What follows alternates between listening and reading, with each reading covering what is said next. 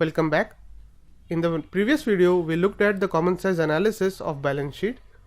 In this video, what we are going to do is look at the common size analysis of income statement. A vertical common size income statement divides the income statement item by revenue for non-financial institutions. However, in case of financial institutions, the vertical common size income statement divides the income statement items by total assets of the institution. Apart from this, if there are multiple revenue sources for a company, a decomposition of revenue in percentage terms is also useful in analysis of the income statement. Let's look at an example of common size analysis of income statement. Now this is a hypothetical company's common size income statement in 2 time periods. Revenue is separated into company's 4 services.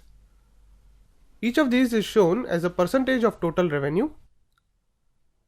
Now here we see that the revenue from service A became far greater percentage wise in the second period.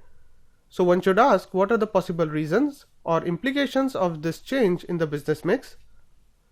One question that can come to your mind is, did the company make a strategic decision to sell more of service A because it is more profitable? But when we look at the earnings before interest, taxes, depreciation and amortization, which is known as the EBITDA, we see that the EBITDA declined from 53% of sales to 45%. So probably the reason for selling more of service A is not because it is more profitable. So in this case, we'll need to look for other possible explanation for this change in the business mix. If no other reason is obvious, then this can become a good question to be asked to the management. Also, we note from the composition of operating expenses that the employee benefits have increased from 15% to 25% of total revenue, and this is a main reason for decline in the profitability of the company. Hence the natural question is, are more highly compensated employees required for service A, or maybe was a higher training cost incurred in order to increase the revenue from service A? If one has to predict future performance, then such reasons might need to be understood in detail. Also here we see that the company's income tax as a percentage of sales has declined dramatically from 15% to 8%. Also taxes as percentage of earnings before tax has decreased from 36%, which is calculated by dividing 15 by 42, and this has decreased to 24%.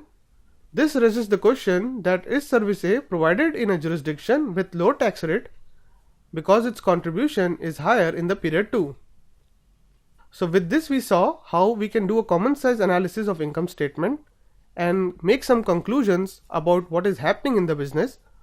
You might end up in a situation where you might have questions that cannot really be answered from just looking at the financial statement. In such a scenario, it is best to attend the investor meet and ask the management directly regarding these questions so that you can understand what changes the business is going through. Now in the next video, we are going to look at the common size analysis of the cash flow statement.